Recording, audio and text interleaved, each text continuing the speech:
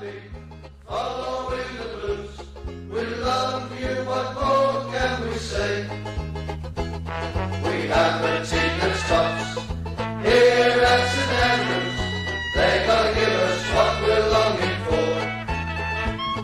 It's Birmingham forever, let's hear it from the stand.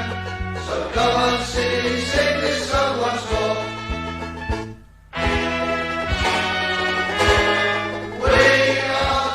It's Monday night, it's 6:30, it's dark outside, and welcome to the Tilton Talk Show. This is going to be a cracker tonight because I think we're all in a good mood for a change. I'm going to introduce you to the team tonight. In yellow, Craig Courtney. Good evening, all. And in red, Paul Hipkiss. Evening, all. In grey, the one and only chairman, Mr. Alan Watton. Good evening, all. And in beige, shall we say beige? Beautiful word, that, isn't it, beige? Rushing from work, Mark Adams. Hello, everybody. Hope you're okay. And the man in black with the headphones on, the one and only Mr. Chris Browne. And from myself, very good evening. This show is sponsored by Boyle Sports, principal sponsor of Birmingham City Football Club, coming to you now for the next 90 minutes. And here we go. Let's introduce you to our very special guest tonight, the one and only blues aficionado, sportsman, reporter, this, that, and the other. He's done a lot, ladies and gents, and he's been all over and seen it and done it. Great to have you back with us again, the one and only Mr. Chris Skudder. Good evening, gents. KRO and all that. I've even got a T-shirt that says "End of the Road." Keep right on to the. It's actually nothing to do with football, but it's a music festival down. I go to quite often down in the south. But it's a good T-shirt, isn't it? End of the Road. Yeah. You'll do, mate. Very Well good. done. Yeah. So we are in a good mood, aren't we? I was there on Friday night, and rare appearance for me because working at the weekends and everything in our business, it's not that easy. But yeah, it was great. I was amazed how good the atmosphere was. Thought it'd be a low crowd with the TV being live and everything, but it was great and good to see some old faces too. Yeah. Good crowd, good atmosphere. We've got ourselves a team now, haven't we? I think it's fair to say that after this many games now, I'm confidently saying we've got ourselves a team. They're all fighting for the badge. They're fighting for each other. They're fighting for us fans, and every single one of them is doing us proud. And long may it continue. You know, let's not get ahead of ourselves. Obviously, as I've said just before we went live, because you know, this league is that daft this season that a couple of defeats, you know, you're suddenly back down there, and a couple of wins, you're in the playoffs. So let's hope that we can keep picking up positive results on a regular basis now moving forwards between now and the end of the season. And like I've said before, the opportunity is there. The opportunity is there because nobody's running away with this league this season. So let's think positive. Obviously, I'm thinking positive, and I think this team now, if we can keep them all fit, you know, this team now has genuinely got what it takes. I think to push us on, definitely for top sort of 12, I'd say. Definitely top half, yeah. Well, it's not. It's the results, though, is it? It's the performance. It's the togetherness. It's a team spirit. That's something that we haven't seen for many, many years at St Andrews. And now, you know what it is? It's the crowd. It's coming back. The voice. Yeah, you know what it is, though, Nick? You know, I noticed this. I'm not a regular visitor for the reasons I've just mentioned, but for the last 10 years, whenever I've gone, it's always flat as a pancake, you know, apart from the odd games. Yeah. You know. No, you're But right. it's I really noticed that the fans feed off what they see, and you could just sense. It felt like the old days to me. And that's really weird, you know. Given the fact that the front of the Tilton's gone and the front of the Copper's gone as well, I thought it was really great, you know. And that's because they like what they're seeing, you know. And the players feed off each other. Yeah, Players feed off the crowd. Crowd feed off what the players are doing, and if you've got that, you know, you're laughing, I think, and that's a real step forward for me. Yeah. We are typical, right? We absolutely demand, and we haven't had what we've been demanding for many, many years, right? We've had everything unsettled, from the board to the management to the structure to the stadium to the everything within our football club has been a mishmash of a complete and utter mess for the last 10 years, 11 years. Yeah. It's been as long as that, 10 years. It really has. It's just been not fun. It's not been fun. It's been a chore. We can say it every week. It's been a chore. You come out at full time. You come in. I mean, you file out, your hands in your pockets, sort of yawning, looking down glum. But Friday, you could hardly yourself think because everyone was just buzzing.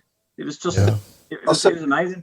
I said before the season started, I've enjoyed 3 seasons since we got relegated, and that was under Houghton, Monk, and Gary Rowett. Obviously, Gary Rowett time as well, but this is definitely up there with those times this season so far. We've got he's put together a cracking side, and the recruitment has been outstanding. And full credit to Craig Gardner in what he's been doing as well for that. But yeah, we genuinely look like we're holding our own. You've got to think though, Paul, that the Rowett era went wrong. Yeah, every era that we've had over the last 10 and 11 years has gone wrong, and I haven't seen a team so spirited, so together, so pulling for each other, and willing the crowd on as I'm watching now. I haven't seen it for years. Really encouraged. We've got that a bit in the squad now. We've got that bit of extra quality as well. We've got we've got players on loan from the Premier League, haven't we? You can tell. A lot of them have probably got the lots of Longello, Trusty, Hannibal have definitely got the potential to play in the Premier League, and I hope that's going to be with us one day. A lot of clubs in the Championship are doing it now. It's becoming a common path. Because what a grounding, and that league is a lot better than people think. I was with a QPR pal on Friday, who's not seen much of Blues, and he agrees that the Championship is much better this season than it's been for a while, and I think that's probably because it's being fed with top players. It's always been competitive. I think you get better every season, though, Chris. To be fair, it just seems to creep up that little millimetre by millimetre. It's very watchable. I think it was a great game Friday. And it's interesting. I wrote an article for an Arsenal fan who has Blue Nose family, runs a fanzine or something down there, and he asked me to do something on Trusty, and I've noticed that they're all starting to pay attention now. If you look at Twitter, after Trusty scored the 2 goals the other week and the one on Friday, they're all starting to talk about him. Even the West Ham fans, Manny Longello, they like to know what's underneath, and they see the Championship now for what it is. It's a place where the players who are not getting regular football with them are playing at a very good standard, where it's very competitive, and it's going to be fantastic for them. Hopefully we can sign them, but I think as well, if Messi or Ronaldo had scored that goal Trusty scored on Friday, it probably would have been on Sky Sports repeated at least 20 times over the last 3 days. That was absolutely, he genuinely meant that, didn't he? It was absolutely. It was a weird one, wasn't it? It was just instinctive, wasn't it? I mean, it could have gone anywhere, but it went in. And when they do, like the John Gale one at the Leyland Cup, you know what? You remember forever, don't you? I can still see that overhead kick at Wembley in 1991. I can still vividly hear that. The most enormous roar I think I've ever heard in my life when that goal in. It was incredible, and you score one of them, you score 3 maybe in your lifetime, and that's it. I wrote something on social media on Friday, and I was a little bit disturbed with. And I don't want you to actually have to comment on this. You can if you wish, but entirely up to you. How London-centric Sky are again, and how much they are against Birmingham City Football Club. I don't know. I didn't watch it. Who was the pundit on Friday? Elias somebody. Who? Elias somebody. I don't know. No. Lee Hendry. Lee Hendry. Yeah, Lee Hendry. It's chronic. His dad is a Blue Nose. I know. I've met Lee. So he's okay actually. I know he's one of them. But Lee co-commentated on the Baggies game when we beat the Baggies, and I thought he was actually quite partial, if I'm honest, for a Villa fan. Better than Don Goodman, I think. I know Don as well, but he always never has a good word about Blues. Don't know why. Oh yeah. I think Lee's fair. I think. Paul. Who remembers Paul Hendry? I do. Yeah. Yes. 1974, 3. Yeah. Me, Alan, and Nick probably do. There's all got a twinkle in my mother's eye then. I can't remember him ever scoring a goal for Blues, but he was in the same team as Trev, wasn't he? And Bob Latchford and that. It was kind of in and out of the team. People like Jimmy Calderwood. Remember him? Jimmy Calderwood. Yeah. Oh God, yeah. Yeah. People were sort of fringe players, but part of that really great period where the crowds were big and we were decent. Very Very good. We've had hang on, Paul. We've had nearly 100 comments so far, so I'll just slip through a few of them just so we can catch up here. Nigel says, "Pleasure being back to having a smile back on my face walking out of the ground." Dennis wants to know what's happened to Nick's hair. Longhello there's a lot of talk about Longhello. What a goal! Was a cracking goal that wasn't it? It was, yeah. Robe goes, points come, and Mark's friend Hannibal has made some difference. Well, Here's a good one, Chris. I think. What does Chris think about the potential takeover from Lopez? Yeah, well, let's get straight into it. Come on. yeah, well, I was thinking about that today, and there's one word that lingers for me right now, and it is 5 letters: limbo. Limbo. That's what it is. It's I was just walking in front of the director's box the other night. Shane was there. Who else was there? Craig, usual thing. And Max was there. That's all really. The way I look at it is the Chinese. They want to spin this out because they need to find something to fill the Hong Kong listing. Take the club away, sell it now, they're going to lose their listing. So it's going to take them a while to fill it with something. I don't know what. So the longer it takes for them, it gives them time to get everyone off their backs. And it's now, it's fallen on Lopez and Richardson to show that they've got the money and they have the inclination to do this. Now, it's obviously complicated by the EFL because they're going to be asking all kinds of questions about, the club as a going concern. Who is paying the wages at the moment? Do we really know? Is it Lopez and Richardson, or is it the Chinese, or is it a bit of both? The EFL, what they want is that somebody's going to run it as a going concern. So all the checks are going to take a while because I don't know really what kind of. The trouble is, you've got the people in China, you've got people who say they're running the club at the moment, and the EFL is a kind of middleman. So at some point, there's going to have to be, is this on or is this not? Isn't there? It seems to be a bit weird. When I spoke to Paul Richardson on the phone, I spoke to him about half an hour a few months ago, and he was very keen. One question I did ask him was, what was his background at Blues?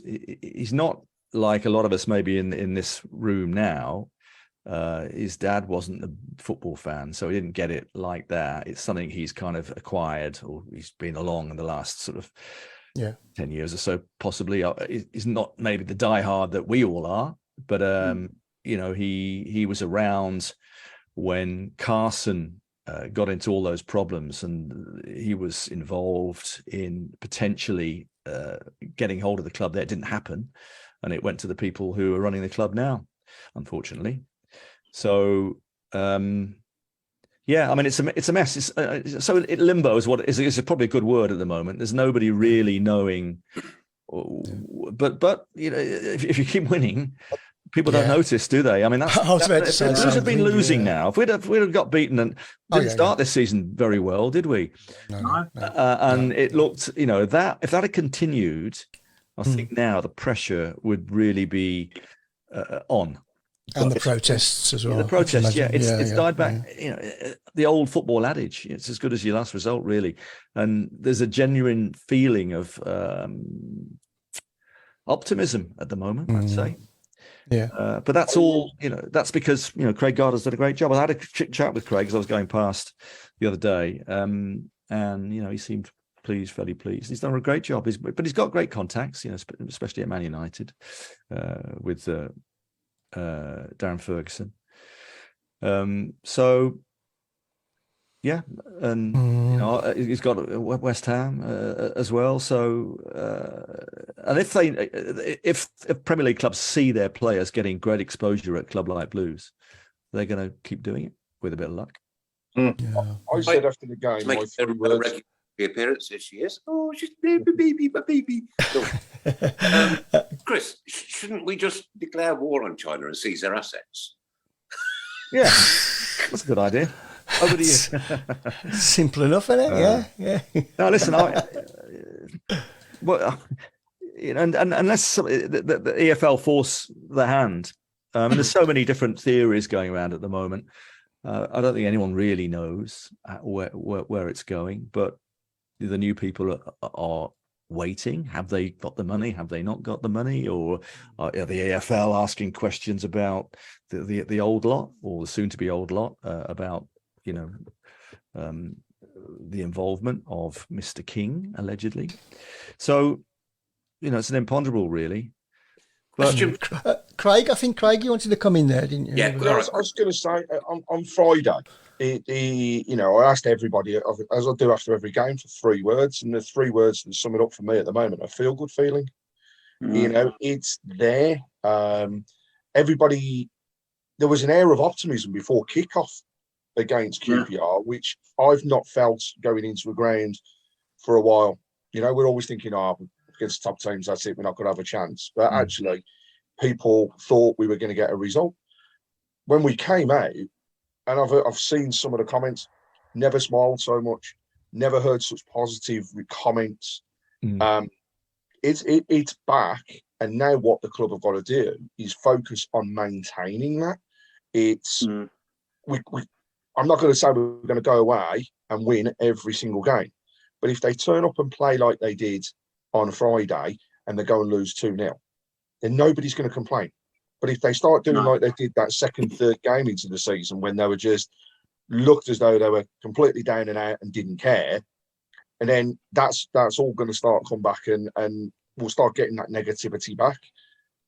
I want to shout out one player as well. We've mentioned Hannibal, but one other player that, for me, has not looked out of sorts and has strengthened the team, in my honest opinion, is Harley Dean.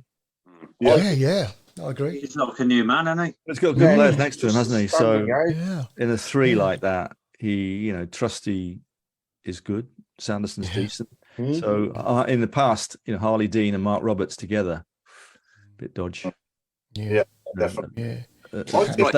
Mistakes in them. Really serious question for the whole team, right? I want you to discuss this amongst yourselves, or whatever. I'm gonna back up to ask the question. Mark Roberts.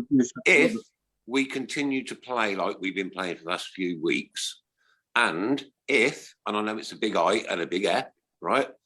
We creep up that table, do you think the Chinese will want to keep hold of us? That's it's a great question. Yeah, well, this is it. I mean, the longer it kind of, it's a muddle through, isn't it? And they're kind of, let's get it straight. They don't want to lose the listing, do they? If they lose, they lose the listing, I think. So they want time. So they've got somebody coming in and maybe paying some of the bills, we think, at the moment. So it kind of works for them. And it's a bit woolly, within, what was it, a 2-year time frame? But shoot me down if you like, but I mean, I think most Blues fans would settle for that, wouldn't they? If the team is improving, and the handover has to be slow. I don't know, Chris. What about the longer term? Well, and I think I'm saying that because of what I've seen over the last 11 years. If somebody said to me now, I mean, listen, we all know it's a disaster, but if it's not going to be quick, this isn't going to happen next week, I don't think. So if it does take 2 years and the team is improving all the time, then most people would settle for that, wouldn't they? Yeah. I'd take it any day of the week. Any day of the week. Especially knowing that Maxi and Paul are the two, involved. I think it's since we put the new mats in reception. I reckon the gypsies underneath all the old mats. No, nobody has mentioned the beard at all, have they? No one's mentioned the beard. We've only lost 1 game since we changed the mats in reception. Never mentioned the fact they've only been in for 4 days, right? But you know what I mean. Tell you what I did, guys. Tell you what I did notice. Because I was in the Jasper on Friday, and the mood in there was really upbeat. I thought it really was. When I came into the double doors, when that big protest was there, everyone's banging on the windows. When was that, last season? Yeah. When I came in, there was 4 times more staff than used to be, Everyone was sort of jumping to attention, and everyone was, checking this, that, and the other. It just felt like a bit more professional. It just felt a bit more urgent, like a club that was going somewhere. Compared to I see it all through that prism of 10 years of total decline and ruin. That's what it's been. Seems I was the Spurs game when we got relegated in 2011. Yeah, I was with Alex. I was at that game. I was with Alex McLeish, and he said, "I said, don't you're not going to leave, are you?" A month later, he was gone. But it was as soon as that happened, really, it was just downhill, wasn't it? Yeah. And that the home games. I think the Blues always had a good away support, so it doesn't really give you a good idea of what it's like. It's the home games where you mark it, don't you? It's a bit like you look at Man United, all the troubles they've had since Fergie left. Their home games are like a morgue usually. It's like that. It's been like that at Blues, isn't it? You go there, and it's sort of flat. And where was the old? God, my book, which you can see behind me there, Underdogs and Newshounds. It's a World Cup book, but it's Have you not mentioned your book? Not yet. No, I haven't. I just have now. But the Blues is the backdrop, and there's a lot of stuff from, how the club informed what I went on to do, and the kind of magic from those early days, late 60s, 70s, for me. I've just not been, there. And you compare it to the last 10 years, you just cannot. It's a tragedy, really, that what's happened. But it just the other night just reminded me that this place can be fantastic. Yeah, hostile. That all the things that made it great. The night games. Yeah. It was like that in the 90s and the Baz. It's great. I remember, do you remember when we played Brentford that night, that one when we got promoted, 95, was it? Yeah. It was absolutely rocking. Third division place, absolutely rocking. Yeah. The Ipswich games in the cup. Ipswich. Oh my God, it was fantastic. I think that's the game that broke the stands. I think it was. You wouldn't have wished to be anywhere else that night. It's just unbelievable. And the West Ham game in the cup, and the Villa game in the cup when we beat them in the start of that 10 years of decline. There's been nothing like it since, has there? No. Can I just tell you? I think we're over it. Chris. We're already getting recommendations for your book coming in. There you go. Hey, happy days. I don't know. There's lots of Blues in it. Trust me. Yeah. Some Carol Sunderland's just said. Fulham game had its own special atmosphere as well. Sorry. The Fulham game where we needed to win that one to stay in the league. We'll celebrate. I mean, was that a draw? Going back to goal in the last game. We'll celebrate a draw like Man United will celebrate winning the Champions League. Oh, we're good at that. Yeah. I just made a good point here from Michael Harrison. He just said, without Bielik, we wouldn't be where we are. He's simply brilliant and does all the dirty clean-up work. I really would. Going back. Every word of that. He's been absolutely outstanding since he joined us. Absolutely. We don't want to go back, do we? No. Mark, just on the while we've got you, there's an awful lot of comments, especially from our friend Mark Meredith out in the States. So good morning to you, sir. I think it still is. He wants to know where's Mark's marks on Hannibal, and that's been a couple of comments now on a few of them. So, Mark, let's hear your marks on Mark's Hannibal, please. Over to you. Can we do it out of 10? Out of 10 this time, yeah? Should we give it out of 10? Oh, was it 5 or 10? I reckon 10. Oh, because I've only given 3.9. Well, that's about enough. Double it, that's 7.8. Yeah. Oh, look, he's already there. 7.8. He's unlucky not to get the 8. I mean, I've said week after week, it's just a breath of fresh air. Ever since he walked in the club. that guys, he got told off, didn't he? Allegedly by we're gonna have a word with him. Do you see that? Because he's been a bit aggressive. By his, trust me, that is a classic example of a quote that is out of context. The headline was, "We're going to have a word with him," as in, "I'm going to have a word with you." That's not what happened.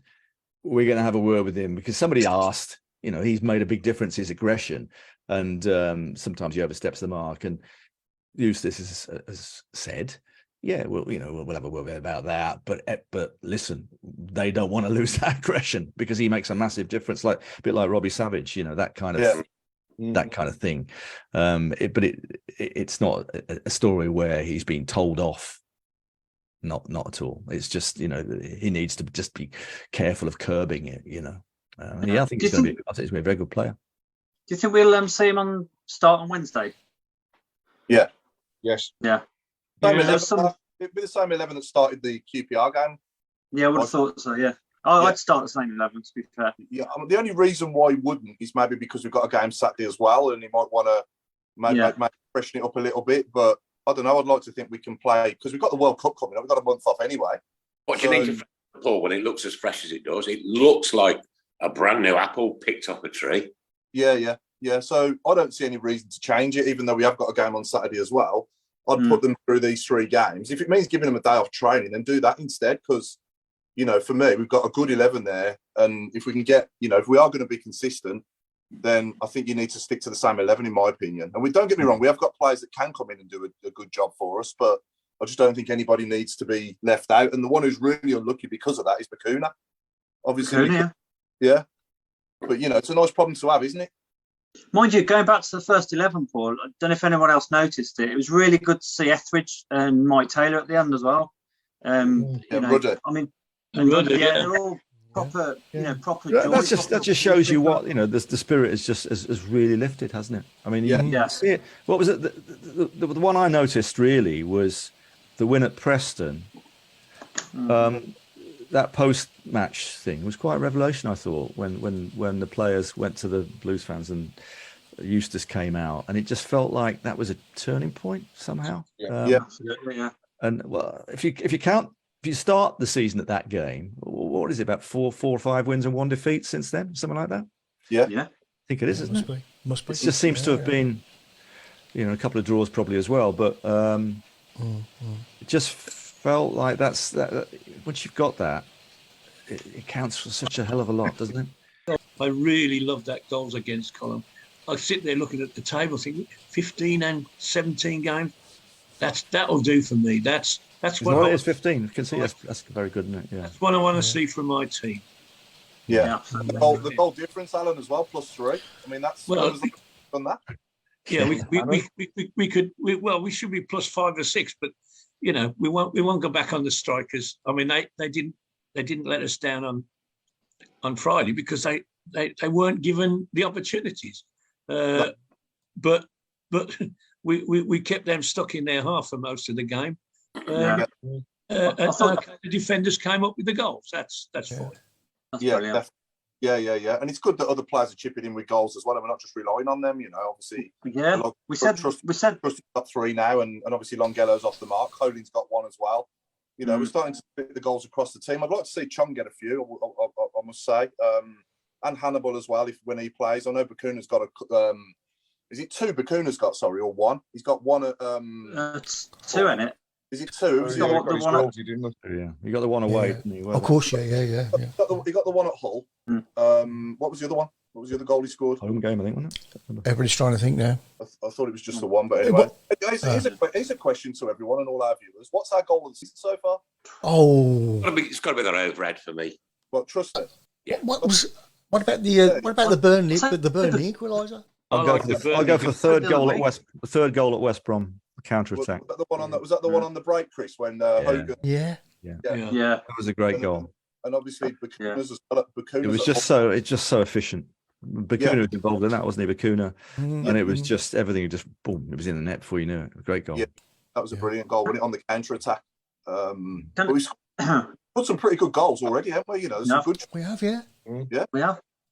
Can I just say as well? I hope Troy gets another year and not at this rate, because he gets a fair amount of stick on social media, but I think Troy's been brilliant the last few weeks. He'll be on the staff as the coaching staff. I just couldn't help noticing. He's always having a little word with everybody. And I think he's massively experienced. I don't know if you heard the podcast he did with Louis Theroux. Did anyone hear that? It was really interesting. It was a while back. It was last year, but it was about his life. All right, okay. And you just got that feeling that he has got a lot to give. People criticize, okay, he doesn't run around much, but he's got a lot to give. His heart's in the right place too. I think I did notice it the other night. Just people, something happened, and he'd just have a word with a player and chipping away. So yeah, there's a lot of comments around the Bakuna goal being the favourite. Also, we've seen quite a few comments now. Not only with the gentlemen winning on Friday, but what a fantastic comeback for the ladies yesterday. As well with their 2-1 win. And as Steve Portman's raised, there were also some of the first team squad there, along with a lot of the personnel from the club there supporting the women as well, which that's good. Just fantastic. Yeah, that filled with factors all around. Where are they in the league at the moment, the women? I haven't looked. I think they're 6th at the moment. A few points behind top spot, but with top spot to play. And a game in hand, so it should, if all goes to plan, it could all bring us back into the situation. The goal was a cracking one. The shot from the end was a cracking goal, top corner, great goal. Yeah. Just coming back onto Troy a minute, I'll never forget what Tommy Mooney said when he came on, that he just needed a pre-season under his belt and a few games to get himself going again, and he's done exactly that. And look at the difference now. He's in the sort of last half a dozen, 6 to 8 games, something like that. He's been outstanding, hasn't he? Yeah, yes. Yes. Absolute quality. Well, Chris, you've joined us this evening. Tell us a little bit about your book. I'm going to donate just your charity thing. So, good. It is. Let me just. There's one for the old boys here. You see that, that badge here? I'll try and get it a bit closer without making it disappear. Yeah, the little Bo Brummie on the bottom, is it? Bo Brummie. Yeah. I've had that scarf. Roy Smiljanic took the pictures, by the way. All right. Float Roy. Good old Roy. Roy's the best, isn't he? Excellent. Great chap. I had that scarf since about 1969, something like that. Remember the old bar? You can't get scarves like that anymore with the light, with the bands down. Used to see them on the Cop at Anfield. It's the first time I saw that scarf. I need one of those. And that badge, little part of it on my soul. That badge, I've had it since I was a kid. I used to have the crest, the city crest, which I notice around the ground now. Bring it back. It's something that the Villa don't have. The city crest. Got a badge on my scarf, but it was ripped off. I lost it. Somebody pulled. I think tried to steal my scarf years ago, and it got ripped. But old scarves are great. That's over 50 odd years. But what's it? The book is it's called Underdogs and Newshounds: A World Cup Odyssey, and it's basically I've done the last 7 World Cups, so it's a road book really about what it's like to A, go to a World Cup, and B, cover it. So it's stories from the road really, which makes it a bit different than just books about the World Cup, about the football. To me it's about the people and the places. And I don't know if anyone's been to a World Cup, but they are fantastic things. This is going to be a different one because the travel aspect isn't going to be there, except that a lot of the England fans I know, Blues fans, some Villa fans as well, are going to Dubai and they're going to be in and out of Qatar because it's so expensive to stay there. But that whole premise of the travel aspect and the people and the places, it's quite unique, and it's the best part. I could go to a World Cup and not go to any games, and it wouldn't make a difference. In fact, some of the stories in the book sort of bear that out. When I was in Brazil, 2 of the best experiences I had were watching Brazil play from the streets. Right. Imagine if you're going to go to a World Cup, where would you? I mean, Brazil is the home of the game spiritually, isn't it? I mean, here, obviously, with but Brazil there's something about it where it's just magic, It just feels like you're at home, and everyone talks football, and the kids playing in the street and on the beach. And I watched Brazil play. I think it was the game against Chile in the second round game in 2014. They went on a penalty shootout, and there were so many people on the Copacabana beach, and there was like a fan zone, which they'll be having at this World Cup as well, but there were so many people on the beach that you couldn't get anywhere near it, but the screens were big enough. So I watched it up to my waist in water. people were watching, and people had footballs and they were playing on the beach. It was just incredible, and it felt like was a unique experience. You were not in the grounds where it cost 300 quid for a ticket. You were with real football fans watching together from a unique place, and you can imagine what it was like on the beach when Brazil won that game. A penalty shootout, place went absolutely mad. And the other time was when they played. Remember the game when Neymar got injured and he did his back it was the quarterfinal against Colombia. Yeah. And I was watching that in Salvador. I went to the quarterfinal, which would have been England's route, but of course they cocked it up, and that quarterfinal turned out to be Costa Rica, which might have been England against the Dutch. And the night before that, Brazil played their quarterfinal, and I watched it in the old town in Salvador, which is really old Portuguese architecture, but very African feel to Brazil. It sticks right out into the ocean, that side of Brazil. But because the tickets were so expensive in Brazil, and it's even worse in Qatar. Unbelievably expensive the tickets are. The people, the real fans, watched in the streets, and people in the old town just put their tellies out the window, and people were selling drinks in the streets. So it was like a party, like a street party, right? And you watched the World Cup, and it just felt like a unique thing. And I'd much rather have been there than playing, for a corporate ticket or whatever in the stadium. So when I say about travel, that's what I mean. You meet people from all over the world, and it could be anywhere really, but that was, a great example of the kind of magic. And you come back and you think, I really experienced that World Cup. So, I've done the last 7, but the whole book though is informed by Blues. That's how I grew up. Chris, can I ask you a question? What's the best World Cup goal you've ever seen live? Michael Owens, I think. Well, St Etienne won, it's 98, brilliant, absolutely, We all, as I said in the book, I turned round. I was in the sort of press seats. I turned around and all the English guys, the England media, were just on their feet and cheered like a crowd. It was everyone just went up because they'd all been campaigning for him to play. And I turned around, I saw Paul McCarthy. I'm standing on the bloody console. But yeah, that was amazing. It was a great World Cup. They all are. They all are. For anyone who goes to, we all go to, Blues away days are great, aren't they? A lot of people the real diehards, the away games are the best, aren't they? Oh, definitely. And it's like that. You do a World Cup and you go to all the places, and especially when you follow a team and then you don't know the path. There's a kind of adventure about it. You don't win your group, or you do win your group, and then you hope, and you haven't got the tickets, so you have to change your flight plans. You've got to do this, you've got to do that. And then you end up, and you have travel stories that you never thought you were going to get, and you meet people you never thought you were going to meet, that kind of thing. And that's what my book's about, really, that kind of magic. And the football weaves in with that as well.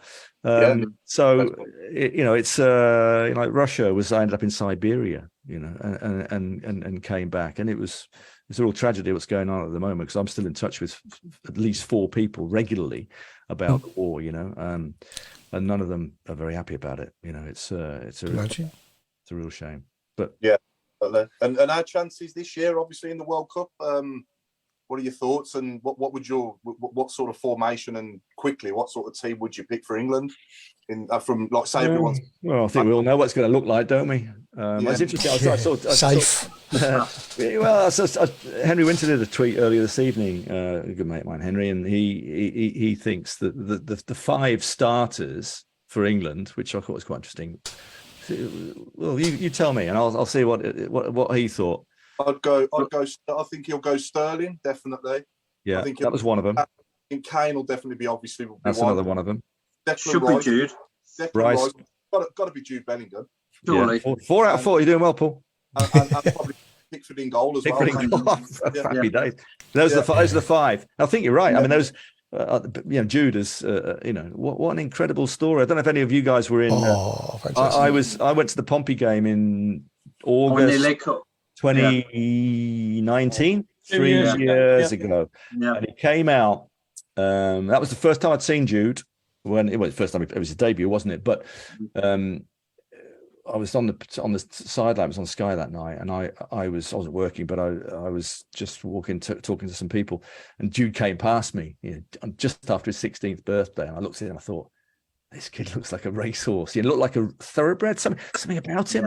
And he was kind of focused. He came out and you could just see. And as soon as the game started, you could just see he wasn't fazed at all.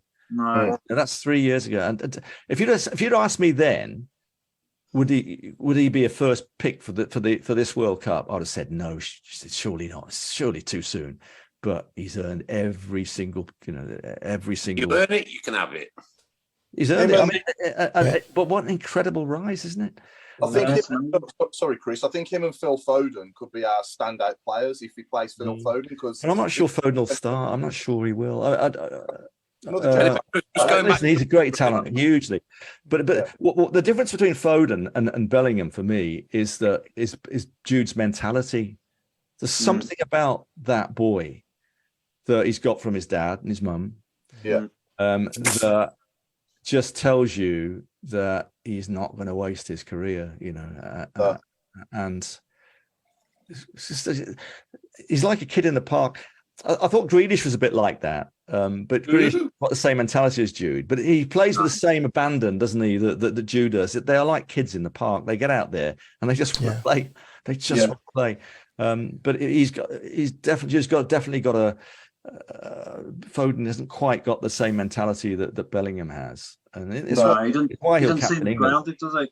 And he'd probably be. I honestly think that he's probably going to be the next England player to lift the World Cup. Think about that. Wow. It won't be this one. I don't think it'll be this one, but 2026 wouldn't bet against it. 2026 as a captain, he'll be captain. He'll be captain 2026. Definitely captain 2026, and he could be the man. I watched the Dortmund game on Saturday night, and they didn't play very well, Dortmund, and he wasn't having the best of times. But when they came out second half, having been battered, the goalkeeper made 5 miraculous saves. You look to him, and he was the one that got the grip of the game. He was the leader. And okay, he went and got a wonderful winning goal as well to add to it. But you could see on his face when he walked off, he looked almost angry. And then when he came back on the second half, he took over. Give me the ball, and I will pass it, and we will get this thing moving. And it's amazing. And you're right. He's like a 26-year-old in a 18-year-old's body, isn't he? Yeah. It's amazing that what he does for so little experience. Yeah. What was the game when England just before the little blip where we got beaten by Hungary? The 4-0. Was it 4-0? Yeah. I noticed that when there was somebody got injured and there was a shot. I wasn't there, but I just saw it too. The Southgate suddenly had a word with Jude. Jude was playing right back at one time. He was going all over the pitch, but he was wanting to get forward all the time. I noticed that Southgate was saying it looked like he was not telling him off, but saying, big, don't da. But that's what I love about Bellingham. He just wants to play, doesn't he? Just give me the ball. You're right. He just give me the ball. I think he could have the same impact on this World Cup that Gaza did in 1990. He genuinely, you might be right. Genuinely, if we play to our strengths, which is attacking, then I think we could be a serious threat to anybody. But if we play, I'm a bit concerned. If you look at England are probably going to play either Holland or Senegal in the second round. Tricky, both of those. Mane is a great player, isn't he? That's a tricky one for me. England will be really, really careful in that game like that. It'll be really, really. I've always thought, when is it going to be? When's the big African breakthrough going to be in a World Cup? Yeah. You go back to 1990. You just mentioned there. Do you remember? Was it Cameroon? Cameroon. It was. Cameroon. Roger Milo and that. But it's been 32 years since then. Is this going to be the one? Because it's different, isn't it? This World Cup, we're all playing league football until literally a week before. England's squad is not named until the 16th of November. The first game is the 21st. It's very. So there's going to be injuries.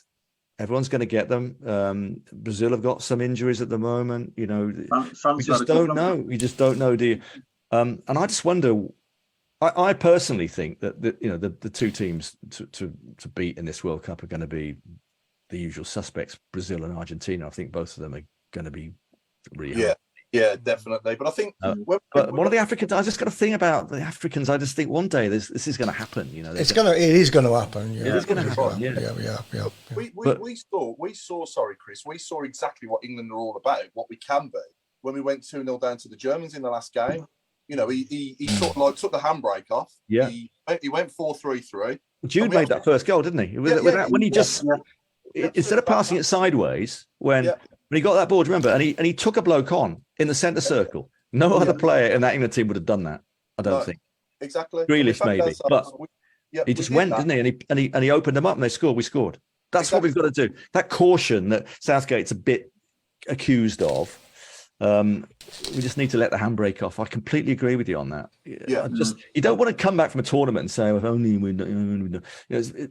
Italy, you know, that should have won the Euro. Should have won the Euros. Never get a better chance than winning the Euros. No. Than that game. Go goal up, and then just thought, oh, we're ahead. Let's hang on to it. Yeah. Better than Italy. Loads of comments coming in. Argentina is Brazil is my final from Stephen Gill. Yeah, I think that'll be. Chris Browne, get your boots on. Southgate will be calling from Nigel Mann. Benji Smith just says Pogba has just been ruled out. Was it rehab? Going back to the book, Chris. How much does it cost and where can we get it from? Well, it's cost you £11.50. You get it Bargain. That's bargain. It's got pictures there. Oh, good.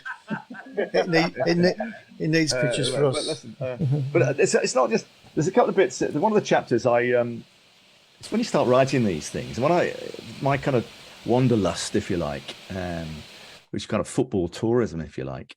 When I was in South Africa, I was there for 3 months. I was working for Sky, and when the tour. When it sort of ended, we were rubbish, weren't we? God, we were rubbish in South Africa. Absolutely. Yeah. You know what?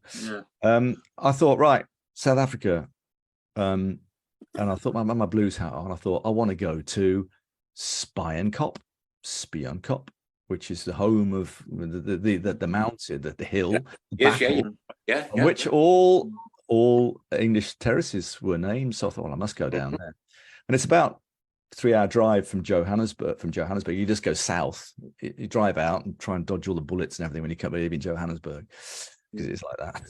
And it's only about 2-hour drive from Rorke's. What, you know, you go there, the Zulu warriors. You know, I'll tell you, this is a true story. I went to the battleground. If you ever get a chance, go. It's incredible. Such an evocative place where, you know, the Rorke's Drift and the great the VCs were all, the Victoria Crosses were won on the same day that nearly 1,200 British soldiers were wiped out by men with spears. Isandlwana, erased from British history pretty much, but it happened. You know, it might have been the same day as Rorke's Drift, when a load of Brummies and Welsh blokes defended that garrison. But earlier in the day, the rest of them were wiped out by 20,000 blokes with spears. That's what happened. And I told there's a guide to do. You're standing in the area where this all happened. All these people were massacred and everything. And I said to the guide, the Zulu warriors, have you ever heard of the Zulu warriors of Birmingham? And he never had. That's probably in his talk now. Because he was asking me about the impacts around the world of the Zulu name. He didn't know about the blues firm, the hooligan firm, you know, which he does now. But it was but yeah, that's that kind of thing. So very close together, Rorke's Drift and Spionkop, which was a fascinating place because it's basically just a hill, and there was a guy there telling me. I asked him how did that ever come to be. It was just the time when the terraces were football was exploding in England. It was that great bank, and at the time the news story was the Boer War, and Spionkop was this mountain where British soldiers all got killed in a big battle. And Churchill was there, and so was Gandhi. Incredible story. But straight after that hill, it's not terraced; it's just kind of like a big bank, a bit like the Spionkop was. When the Spionkop was built in Birmingham, so what was it, when the Blues moved to Cincinnati, 1905, wasn't it? 1905, yeah. Right, exactly. The Second Boer War ended in 1901. And the Kop at Liverpool. The Kop at Liverpool was probably the first, I think. And then everyone took that name, didn't they? Because Kop means hill, basically. I'm trying to think, Chris, how many Spionkops there actually are. Quite a few. There's quite a few. Sheffield Wednesday. Quite an interesting point, Chris. But I can also tell you, right, that Birmingham City Spionkop back in the day was the second steepest in the country. Yeah. Was it? Well, listen, Was it? I pretty much grew up on that terrace. Manchester City's was the first, ours was the second steepest. Yeah. Well, that's the Kippax. It's Kippax. Main Road, yeah. Which line, can't you? I think it was that steep, so it was just quicker for the urine to come straight down, Well, like without interfering with people. It's interesting, that when that cop, the spine cop was built, according to legend, and I'm pretty sure this is true, that it was built on a swamp, wasn't it? Where the gypsies were there, and they moved them out the way, and they put the curse down. And the club said, "We need to build a bank. Bring your rubbish to St Andrews." Really? Yeah, it's that mound. You remember you used to walk up the Coventry Road back in the day, and the big grassy bank right at the back. Big muddy. That was built on piles of rubbish. The locals were asked to bring stuff. They made a massive mound, and then they put steps over the top of it. That's basically it. So now we know the problem. The irony is that the same things happened when Gold Sullivan Brady built the problem allegedly with the rotting stuff that's causing the problem with the stand at the moment. It's because there was a lot of rubbish underneath it, which is all festered. Not the same original stuff, but they didn't. I don't think they cleared it. When the old stand, the cop was sort of dismantled and they built over the top of it, they didn't move all the rubbish out the way and start again. It was kind of left. Well, half that rubbish. I think that may well have been part of the problem that's caused the rusting of the stuff that the bolts and the braces that hold the stand up. Incredible, really. But that's definitely true about the old rubbish dump. That's what it was built on. Yeah. Didn't they find the remains of a horse? Yeah, probably. Yeah. Well, I think that was behind the Tilton. But some old photos. I saw one there for 100 years. Yeah. Some old photos of going way back. When that was built. You can just imagine it. People turning up with horse and carts and tipping their stuff, and and then you put some concrete steps over the top of it, and that's some proper old school stuff down there. Yeah. So there you go, Nick. If you could do like an archaeological dig down there, I bet you some proper. I bet there is, yeah. God, I bet it'd be fascinating. Yeah. Mark wants to know: can he get you a book in Texas? You can get it it's on Amazon in the UK, but if you go on to if you Google it, Underdogs and That News Sounds, you'll find the publisher's website. They're called Projectis, Projectis Projectis Publishing. You can buy it there. That's the cheapest way to buy it. You buy it direct from the publisher, and they post it out for free and stuff. It costs you $11.50, and they post to the States as well.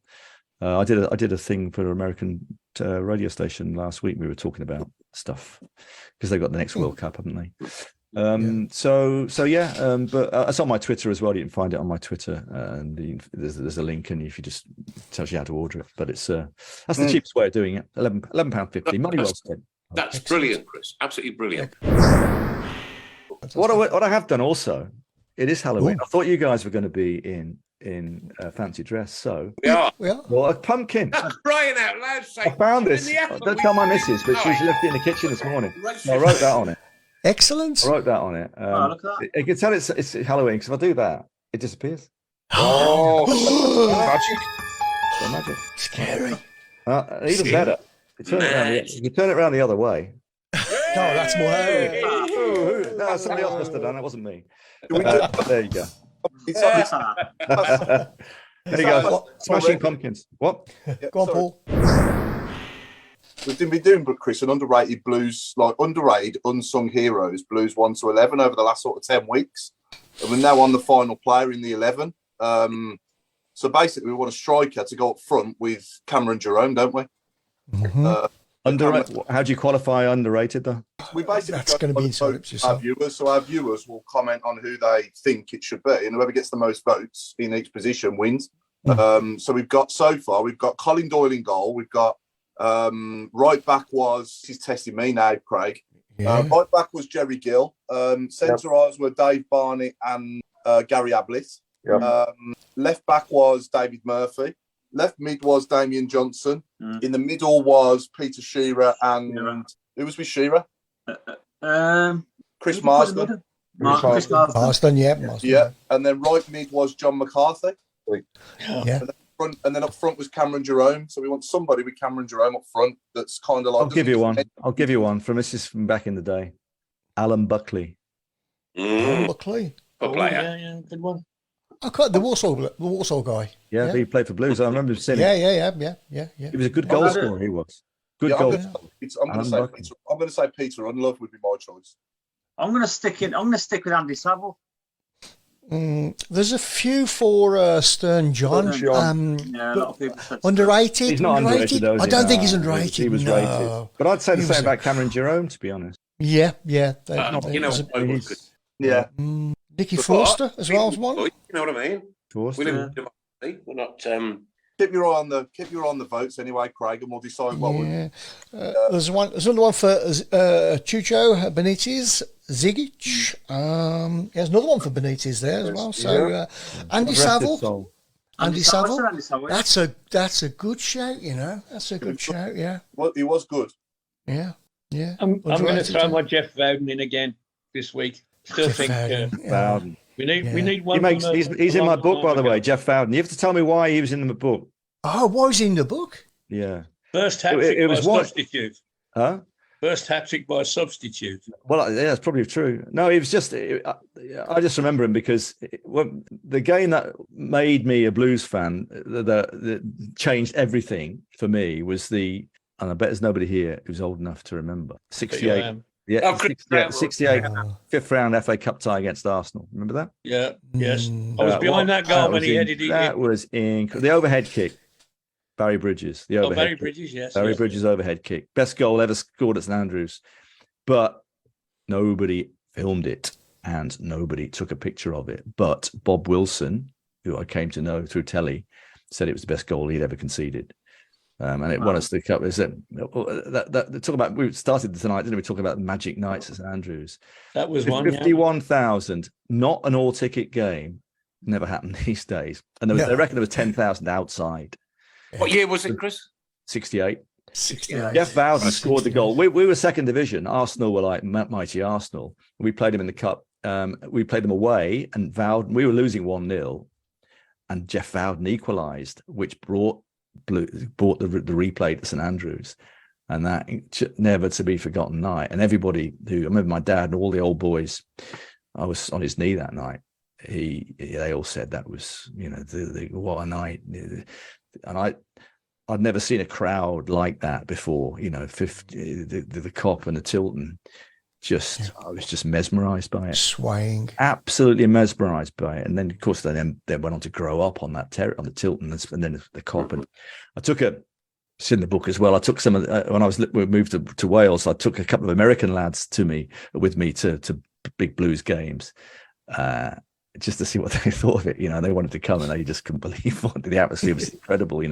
That kind of thing with a surging crowd and all that. Just magic. That's what it's all about for me. Really. I miss all those days. Anyone who did really, really, it was just something you can't really describe, but it's just kind of ignites your imagination for a young lad. You did right, Chris. Where was you born and where did you grow up? I was born. I had a little evening the other night. Really, thanks to everyone who came at the Hare and Hounds, King's Heath. All right. I'm a big music fan as well. And the chapters of my book have all got musical references. There's a reason for that, but it's part of the storytelling. But I Hare and Hounds is a fantastic venue, and they get great people playing there. I love it. I grew up King's Heath. Born in Howard Road. Really Howard Road. Was your mum and dad the publicans, or was you like? No, they went on to. My dad worked for the Bank of England in Browne, and then they moved to Wales. But we moved to Featherstone Road, and something I found out yesterday, bizarrely, one of the lads who came the other night to the Hare and Hounds, I'd not seen for 49 years. Really? Yeah, and Featherstone Road. Further down Featherstone Road were the Campbell brothers, Ali and Robin. Takes us back to what we were just talking about, food for thought. At the end of the game the other night, food for thought. The Campbell, I remember Ali when he was about 8. We used to play football with our next door neighbours were a family called the Shinglers, and Liz Shingler was the manager of the Ian Campbell folk group. Ian Campbell being Ali and Robin's Of course, dad. his dad. He's no longer with us. But I can remember. So when we left Browne, Ali was a young lad, turned on Top of the Pops years later, and there he was, singing "Food for Thought." And I found out yesterday, this is a bizarre one, at the bottom of our garden, we were at the top of Featherstone Road, was living in a house on Grove Road. If you know that, Bramwood Road, Grove Road, Featherstone Road. Yes, I know. Right behind, and the end house at Grove Road was Toya Wilcox. Oh wow, yeah. They were just young kids who were same age as me, more or less, just at that time, and they go on to become famous. But yeah, King's Heath is the answer. And then I went to school at Kings Norton Boys Grammar. Funnily enough, Alan Smith, Dirty Villa. He says, he's the most famous kid, the pupil that came out of there, and he was a great footballer. He went to play for Alvechurch, and then he's a nice lad, Alan, really nice. But he was a few years below me, but I don't remember him. No, Chris, you got that wrong. He was just below you. Just below me, yeah. It was a couple, but yeah. And he used to be a Blues fan. Or somebody gave him a Blues shirt and he became a Villa fan. I don't know what it was all about. What's going on? Next time I see him, I'm going to give him some serious grief about that. That ain't right, is it? That ain't right. It's not right. It's wrong. He's written a book, and that's in his book as well. I'm going to call him up on it when I see him, because it's not on, is it? Really that? No. Craig, we've had some incredible nominations, haven't we? For we have. This one is so much striker than last week. Stern John is leading the way at the moment, but he's closely followed by McFadden, who has cool. So was he underrated? I don't think he was underrated. It was James McFadden. I think he was probably more. Has been mentioned numerous times. Ken Charlery, yeah. And also in regards to the names that are being put out there was and I don't know where this is coming from, but Steve Claridge has come up quite a few times as well. Not underrated. He's a great player, Steve. Do you know what? There's a story for you. Cliggy. First time I saw Steve Claridge, and if anyone went to this game, I'll be amazed. When it was at the height of our rubbishness, about 1990, I was living down south at the time. We played Aldershot in the Leyland DAF, I think it was, or something, or the League Cup or something like that. Foggy night, Blues fans were banned. And it's the old Aldershot ground with a phone box behind the goal. Mate, I was in the army in Aldershot. It had like a rounded roof, didn't it? Had a phone box at one end, and and Steve Claridge destroyed us. He scored 2, I think. We lost 3-0 on a foggy night in the winter, and it was the depths of 1990. Can you remember that? The Blues were rubbish, weren't they? I mean, that was in league the first season down. I think they got beaten by 5 at Mansfield, Rotherham. Chester 4, wasn't it? Thrashed by everybody at that level. Aldershot 3-0 in the Stevie Claridge playing for them scored at least 2, and I thought this is the lowest of the low. But there you go. Soon got promoted. Furlong has now also entered the running as an underrated player at the club. I don't know. Make Paul Furlong underrated. I wouldn't put Paul Furlong into the underrated either. So who's his son play for now? Albion. The Baggies, West Brom. Yeah, Yeah. Craig, have you got a squad game as well? I have indeed. So, Chris, have you got a coin? Chris Browne, that is. Can you toss the coin to see who's going first? I have. Hang on. Okay. On, by the way, if you want anyone else to have a go, I don't mind. It's a groat. He's got a groat in his pocket. Call it Paul. Tails, never tails. A shekel. It is tails. Yep. Okay. So, Paul, do you want to go first or second? Go second. Okay. Right. So, Mr. Skudder, the squad that we'd like you to name as many players from as possible. From the 2022. It's going back a bit, this one. It's 1987 to 1988, where I can tell you the chairman was Ken Weldon, our manager was Gary Pendry, and that season we finished 19th in the 2nd division. So how many players do you think you can name from that team? And just as an interesting fact off that year, We played terribly, but our highest home attendance was 34,494. 34. Against Nottingham Forest in the 5th round of the cup. Do you know what? I was at that one. I was working in radio at the time, and I was working at Portsmouth. We're playing Bradford City in the same round of the cup that day, the 5th round of the FA Cup. I was sitting next to Paul Mariner. Remember Paul Mariner? Excellent player. He's as an underrated striker for you, not for Blues, but he played for England and Ipswich. Remember, he was part of that side, that great Ipswich side. Yeah. But I do remember that. And there was a load of trouble, wasn't there? It was got really bad. Yeah, there's the bloke on the scoreboard as well. Yeah, I remember. Who was playing for Blues? You're asking about that team? Crikey. So how many players do you think you can name, Chris, from that team? Okay, this is probably not right, but I've just said another underrated striker. No, he wasn't very good at all. Trevor Aylott. Oh, Yes. brilliant. Oh, yeah. Yeah. That's around that period, wasn't it? Good shout. Yeah, I think it was it a bit earlier. A couple of years later, he was. Yeah, I was around that period. Oh, right, okay. Oh, So you've got it's a tricky 30 one, isn't it? Okay, we're probably a bit soon for Simon Sturridge, aren't we? Is someone Well, type- we're going to give. Okay, we're going to give it. It's going to be a timer of 30 seconds. I'm not Chris, going to be okay? any of these. I know. Ken Just Armstrong. No, okay, hang on. Starting from now. Ken Armstrong, Dean Peer, John Frayne. Too early for all these, probably.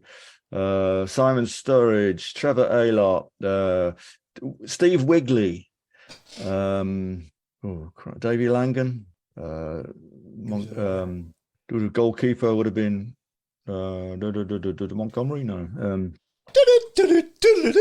Time's up. Rubbish. I didn't get any of those, did I? I was too soon. You did actually get some. Roger Hansbury. Really? Yes, there was. You got 2 out of that list. Funnily enough, one of the people you thought was too early for was definitely in the running and just started breaking through at that point. John Frayne. Friday. Ian Clark. What was the other one? Didn't he? Who was the other one? The other one you mentioned was Steve Wigley. Yeah. Steve Wigley. He scored a Barnsley in the round before, didn't he? He's on wonder goal. So what was the goal? Give me the rest of the team, because I'm just trying to. So your goalkeepers and the squad.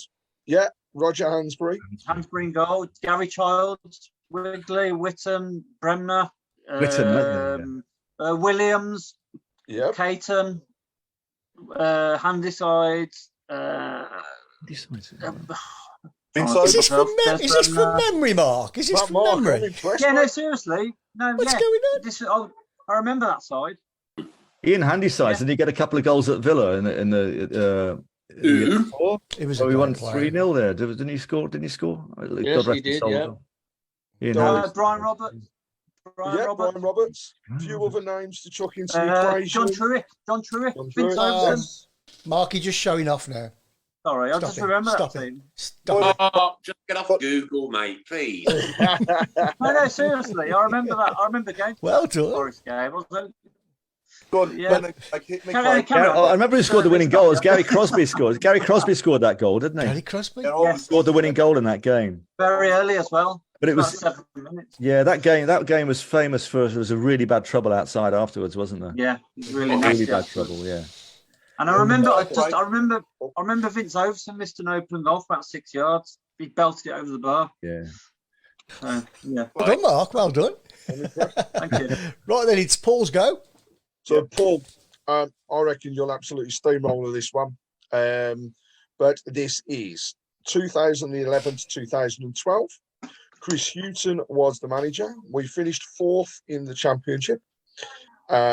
Our highest attendance that season, 28,483 against Blackpool in the semi-final second leg of the playoffs. Yeah.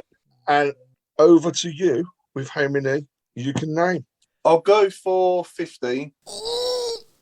Could be a new record if this is set. So, Chris. On your marks. Get set. Go. Bose Moyle, Jonathan Spector, Stephen Carr, Stephen Caldwell, Curtis Davies, David Murphy, Chris Burke, Wade Elliott, Garoyan Dore, Mulgaro Gomez, John Bozajour, Nathan Redmond, Marlon King, Chris Wood, Adam Rooney. Now I'm struggling. Andros Townsend, I think, was on loan that season as well. Who else did we have that season? I'm trying to think of backup players. 5, 4, 3, 2, 1. Cameron Browne. Time's up. Right. You were just short on your 15. You actually got 12. Right. So he gets point deducted for that guy. Oh, you're useless, mate. You're useless. Oh, I didn't say that. Which well did I? Can't believe I You didn't say didn't. Oh, yeah. Some other names to put into that equation. So you've What's got up, Cal? Pablo Ibanez. Yeah. Yeah. You've got Eric Huschklup. Oh, yeah. Yes. You were right with Andros Townsend. You got Jordan Much, Colin Doyle. Oh, yeah. Doyley. Yeah. You got Nikola Zigic. Of course. Yeah. Yeah. Enric Velez. Yeah. And I think it's pronounced as Michel. Michel, yeah. Michel. Yeah. And then a couple of others that you missed, Asante and Jack Butland. But apart from the rest, mate. Wasn't Jerome with us at the start of that season? Then he went to Stoke. I don't think he actually played, though, did he? I don't think he played. He didn't play, but he was part of the team that started that season. He was part of the squad before he went. Yeah. Okay. Yeah. No worries. Well done. That's it's still another 12, mate. You're still like you are the legend. You the man. Very good. Fair play. You the man. I wouldn't have got Fantastic. that. Can I ask you a question here? Go on then. That Nottingham Forest game, 34,000 a gate. Last time Birmingham played at St Andrews in front of a gate over 30,000. Yeah. Right. Yeah, But there's been exactly. one other occasion when there was a crowd of more than 30,000. Who was playing? Nobody. Was it National? No, I think it was. Wasn't it a boxing match? No. UB40, wasn't he? UB40. Yeah, Well done. UB40. Yeah. The national attendance when we played them in the Europa League that qualifying game couldn't be far off that because there was no no way. way fans on it, It was a whole home. Yeah, but the ground only holds 29. It's only 29. Yeah. I think it was 29. I thought it was over 30,000 a couple of times in the Premier. Yeah. We've not had. There's 30,000 seats, but with the take out the sterile bit, it's 29 Yeah. 4 or something. Yeah. So but that's really surprises me that 34,000 because as we were saying earlier, I mean, late 60s, early 70s, there were 52,000 numerous occasions. Yeah. You know, Chris, I'm just trying to think the last time. This is a good one. The last time there were 52,000 at St Andrews, the old when the Cop was there and the Tilton and the old ground as it was before it was changed. What was the last time there was a 52,000 crowd? Well, there was a 50,000 against Man U, and there was a 49 against Middlesbrough, wasn't there? Yeah, that was the 75 Cup run. 75 Cup run, yeah. Probably would have been the 75 Cup run, actually, and that would have been Middlesbrough in the quarterfinal. Yeah. Between that period, the late 60s, early 70s, there was at least half a dozen 50 at least. We played Sheffield Wednesday in a replay, and that had that's right. I went to that game, and then Man United in the following round. Do you remember that? Yes, that was Best, Law, and Charlton 2-2 draw night game. That was the 5th round of the cup. The year after we got to the semi-final, 2-2 to St Andrews, and then they beat us 6. They thrashed us at Old Trafford. But Sugar Robinson scoring the equaliser in the 2-2. That was an amazing night. It was a cup. That was a night game as well. It was a night. No, it wasn't. Maybe it wasn't because yes, it was because it had been a strike or something. It was postponed. The weather. That's right. Yeah, but there was a whole load. So the Sheffield Wednesday, you're right. That was 50,000, and the next round, Man United was 50 as well. And we played United in the league as well, at least twice with 50,000. I remember when we did. The year they got relegated. 74. That was. We beat them 3-1, I think, or was it 1? I think we beat them twice. But every time United came to town, it was always 50,000. Yeah, it was a battleground. Do you remember? I mean, the Red Army. That was actually the last battleground every single time. Leeds, Don Revie's Leeds, 52,000. That game. I'll tell you exactly when that was. It was just after we left Brum. It was the Christmas of 1973 when they were unbeaten. They went 29 games without defeat. Came to St Andrews. Bob Latchford scored. I remember I was on the cop and I couldn't even stand up. My feet were off the ground. 52,000. And then Joe Bloody Jordan equalised in the 86th minute, 1-1 draw. We nearly ended their unbeaten record. We had the absolute numerous 50,000s they were. Yeah. Around that we had the period. absolute pleasure of interviewing Dave Latchford a couple of weeks ago. Yeah. What a lovely man. What a lovely man. Yeah, Dave. Went to Brownwood School. Talking about King's Heath, he went to Brownwood School, as did Bob, just up the road from where we were. I was talking to the lad I was at the other night for my book launch, Barry Stanier, and Barry, he remembered when Bob and Trevor came to our school, Kings Norton Boys. Trevor was 18, turned up in his black leather jacket, and Bob was there with his amazing Bob Latchford, because he always looked younger. 10 years. Still does. He always younger. When he was 20, he looked older than he did when he's 40. I don't understand. He makes me sick. But he did, because he was kind of chunky, wasn't he? And he had that beard. Yeah. And he lost weight as he got older. He got more svelte, Coming back on to, coming back to the underrated 1 to 11. Has anyone said Marcelo? I've not seen that. No, not one for Marcelo. That's a great shout. More coming in, way more coming in for Stern John in all of this. I mean, to do a county is heads and tails above everybody now. He's a club legend, really. That I wouldn't say it was underrated though, but he scored the goals together. legend for scoring at Villa Park. Yeah. And at Millwall, obviously got the winner at Millwall as well in the playoffs. That's in my book. There's a long episode of that in my book, actually. That was an incredible night. I was on the phone to David Gold at 3 a.m, because we were kept in till God knows when. And I was, remember there was a really, really, really, really bad riot there that night. I remember bumping into Rob McCracken.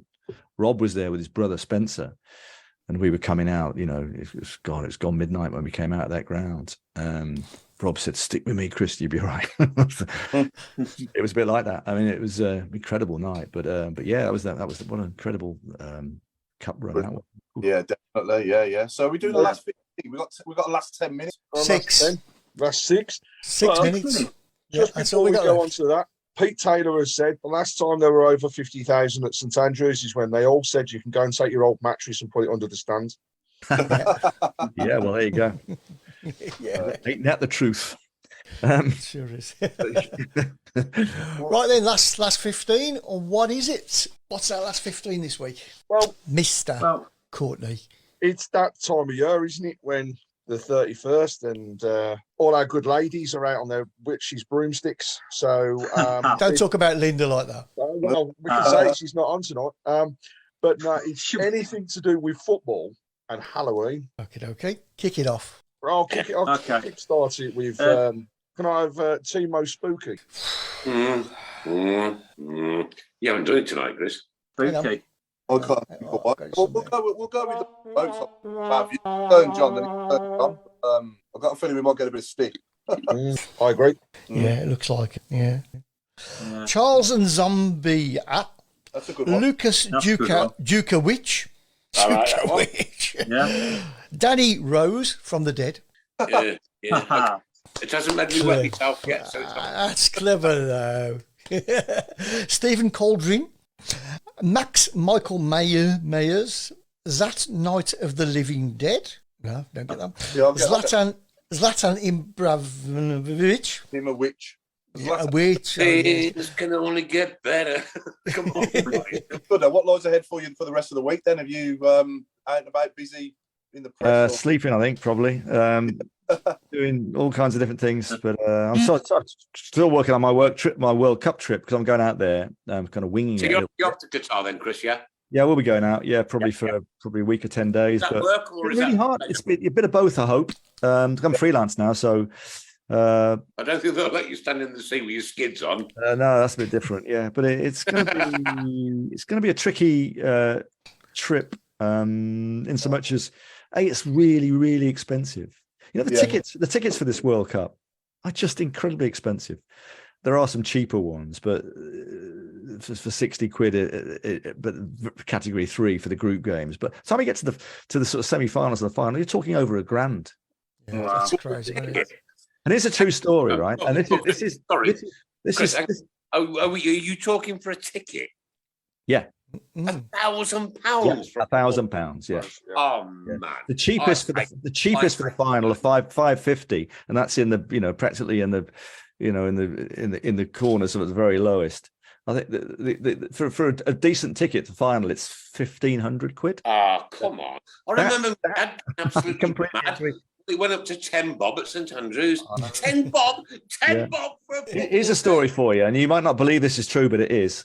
I went to and when I was in Brazil, and that was an amazing trip. It really was. I went to the 7-1 game. Do you remember the 7-1 game? Oh, Brazil, Germany. Yeah. 7. Yeah. And just being in that crowd, it was just unforgettable because they didn't know what was going on. The 5-0 down in 20 minutes. Yeah. Semi-final. But that's not the story. That I won't remember it for that. Well, I will. But I bought a ticket for that. It cost me €650 for the semi-final. Right. This is in 2014. Wow. Got to the stadium in Belo Horizonte, and it was kind of out as by a lake, and you had to get sort of bus to shuttle you out there. Got to the ground. I thought that's going to be a really good ticket. It's going to be right on the halfway line, halfway up. Going to be really good. Got there. Thought, right, where's my sort of, took in the atmosphere. Went into the stadium. Went to find my seat. I can't remember what the number of it was, but I kept climbing. Got to the top. Still hadn't found my seat. Looked along the line. There was a glass panel. My seat.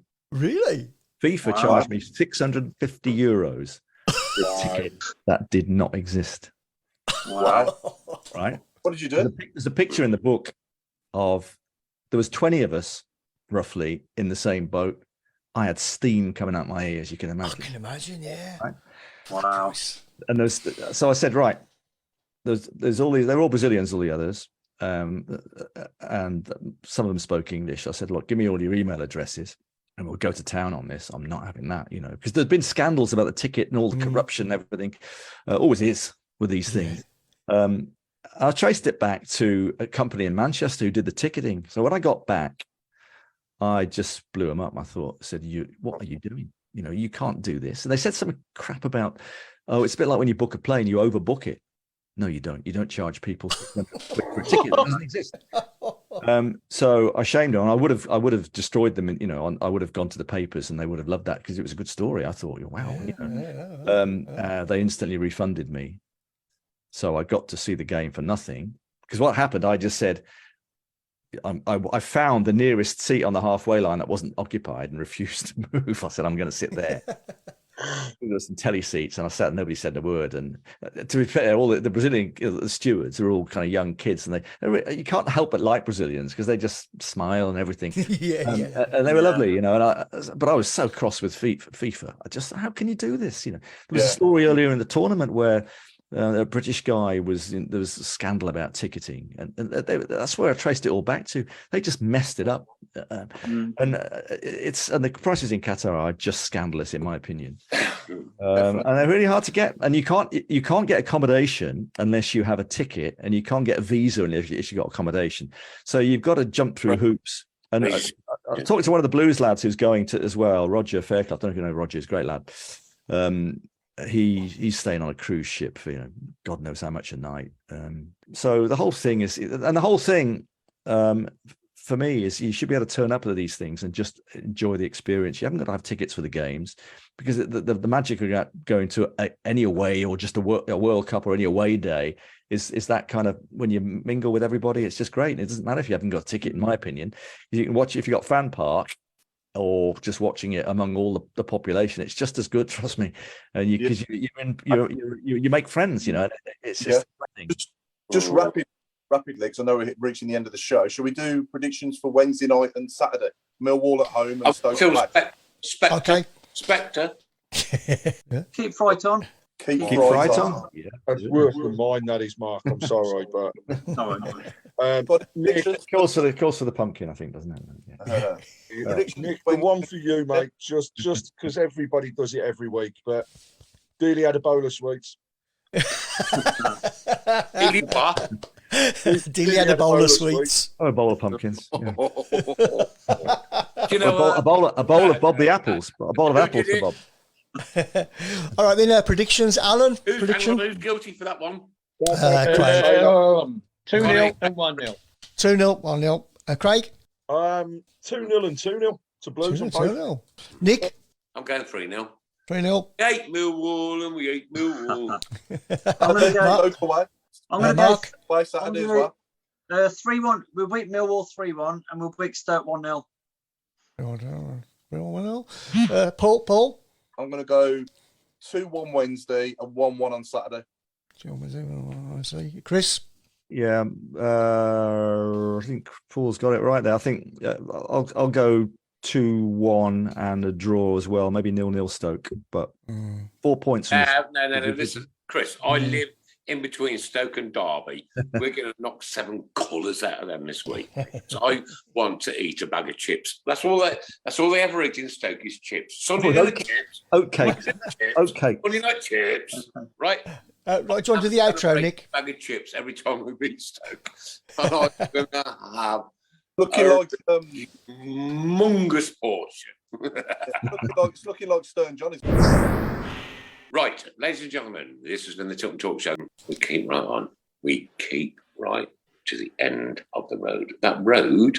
End of the road. There it is. Look. Single one of us at some junction. Our roads will come to an end. Give your heart, your life, and your soul to your football. I ain't joking. You know what? It's all that matters. Your football. Ladies and gentlemen, what beautiful people we've been with tonight. Chairman of the board, Alan Watson. Good night, everybody. Well, it's Craig Courtney. Sorry. Well, losing my voice. Thank you, everyone. Have a great night and look out for some fantastic details around our charity event. Seriously, the costumes tonight have been awesome. I promise you. Mark. Good night, everyone. Have a good week. Might see some of you at the Blues. Come and say hello. There's a couple of people said hello on the other night. So yeah, take care, everyone. The bloke who I wish I could take his brain out and put it in my head. Paul Hipkiss. Good night, everyone. Pleasure as always. And the best man at my wedding, my best friend ever in life, because I'm not a blokey person, but I do love this guy loads. Chris Skudder. Just get it out. Get it round. There's time magic. Oh, look. Chris Browne. Good evening. Right. Chill out. As if by magic. Thanks again for hosting this, Chris. I know how much work you put into this in the background.